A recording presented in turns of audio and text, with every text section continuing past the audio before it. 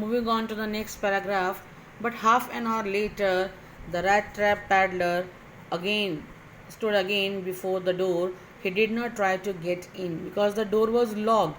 He didn't try to get in the lock, however, he only went up to the window, smashed the pane, and stuck with his hand, got hold of the pouch, the same pouch which was having the money in it with 30 kanor. He took the money and thrust it into his pocket. He took the money, put the money in his pocket, then he hung the leather pouch very carefully back in its place and went away as he walked along with the money in his pocket. Now just imagine, he has stolen the money, there is some sort of guilt in his mind, and now he is moving on the road. He felt quite pleased with his smartness because nobody could see him. He realized, of course, that at first he dared not continue on the public highway because he was guilty conscious.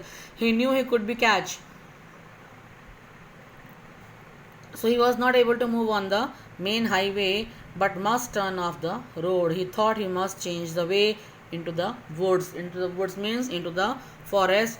During the first hours, this caused him no difficulty because it's the morning time, there was no problem in the forest. Later in the day it became worse because for it was a big and confusing forest. As he was entering inside the forest, it became dense, confusing, which he had gotten into. Underline this, he has gotten into that snare because he has touched that bait. He tried to be sure to walk in a definite direction, but the paths twisted back and forth. The area in the forest was so intermingled. The lines were so intermingled, so crossed back and forth, so strangely. He walked and walked without coming to the end of the wood. He was not able to come out of that forest, and finally he realized that he had only been walking around in the same part of the forest. After some time he realized that after for so long time he had been just walking in the same place. All at once he recalled his thoughts about the world. Then he again thought about the world and the rat trap. Now his own turn had come. Now he was feeling himself to be a rat, and what he has done, stealing the money, it was just being caught in the rat trap. He had let himself be fooled by the bait and had been caught because the money was placed there like a bait. The whole forest with its trunks and branches. Just imagine now the construction of that rat trap. That is like this with the wires and all that. Now just imagine there are the trunks, the leaves, the branches lying on the ground here like they are like a snare, fallen logs closed in upon him like an impenetrable prison from which he can't come out, from which he could not escape. He can't run away anywhere.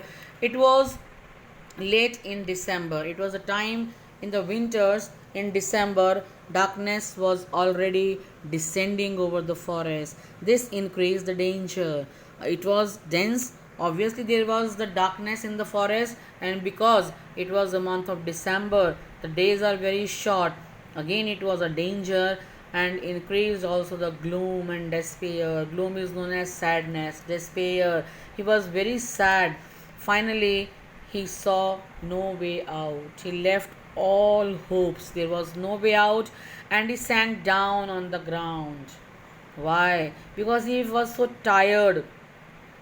Down on the ground, tired to death, thinking that his last moment had come. Maybe he was about to die, but just as he laid his head on the ground, you just experience, if you lay your head on the floor, you can say, you can hear the sounds nearby. So he also heard a sound, a hard, regular thumping, beating sound, something. This was no doubt as to what that was. He raised himself. Raised himself means with the very strength, with the very power he had to use, he got himself to stand again. Those are the hammer strokes from iron mill. There may be some iron mill because it is a hammering stroke. The thumping which he is listening is a hammering stroke. He thought there must be people nearby. If the mill is there, there must be some labor, some people. He summoned all his strength because he was dead tired. There was no strength left in him, but still he got himself got up and staggered. When you are not stable to walk, you are not able to move properly in the direction of the sound, but still he started moving towards the direction of the sound. The Ramsau Iron Works, which are now closed down, were not so long ago a large plant with smelter, rolling mills, and forge. In the summertime, long lines of heavily loaded bars.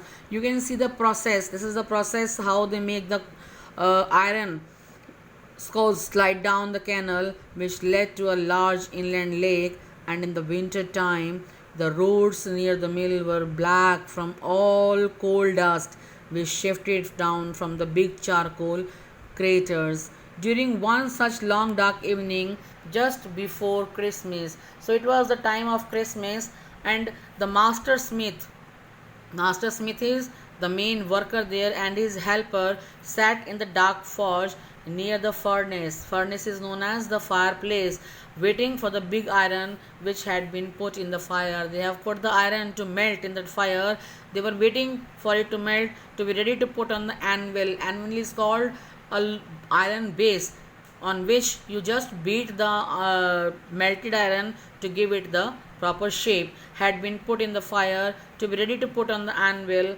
Every now and then, occasionally in between, one of them, either the blacksmith, even the smith, or the helper, got up to stir the glowing mass with a long iron bar. Why? Because it is the melted iron. If you touch it, it will take off your skin, returning in a few moments, because temperature was so much that man comes back immediately dripping with perspiration, sweating very badly, though as was the custom he wore nothing but a long shirt, a cotton shirt, and a pair of wooden shoes, so that the melted iron should not touch anywhere in the feet or somewhere on the body. All at the time there were many sounds to be heard in the forge because of the cracking of the charcoal and all that. The big gallows groaned and the burning coal cracked. The fire boys shoved charcoal into the mouth of the furnace. Mouth is called the face. They used to throw the charcoal in the face with a great deal of clatter, and the charcoal starts cracking. Outside reared the waterfall. There was the sound of water outside also, and a sharp north wind wiped the rain against the brick tiled roof. It was raining also, so the sound of rain was also there on the roof. It was probably on account of all these noises. So it was such a noisy place. So much sound was there that the blacksmith did not notice that a man had opened the gate and entered the forge, that somebody has come by opening the gate, until he stood close to the furnace, till the man came very close to the fireplace. Surely it was nothing unusual, because the poor people like him, they used to come to the furnace to get some warmth, to save themselves from the winter season, without any better shelter for the night, to be attracted to the forge by the glow of light which escaped through the sooty pans, and to come in to warm themselves. It was just to warm themselves in front of the furnace. So it was nothing strange. So it didn't give any surprise to the blacksmith or to the helper. The blacksmith glanced only casually, very firmly and indifferently at the intruder. Intruder means the one who has entered without taking any permission. He looked the way people of this type usually did, because they used to do like this. They are just poor, with a long beard, dirty, ragged clothes, and with a bunch of rat traps dangling, moving onto his chest. He was having a bunch in a thread on his chest. He asked permission to stay in the forge. At the master blacksmith nodded hefty consent without honoring him with a word. Without saying even a single word, the man granted the permission to this vagabond, to this trap, to stay for the night in that forge.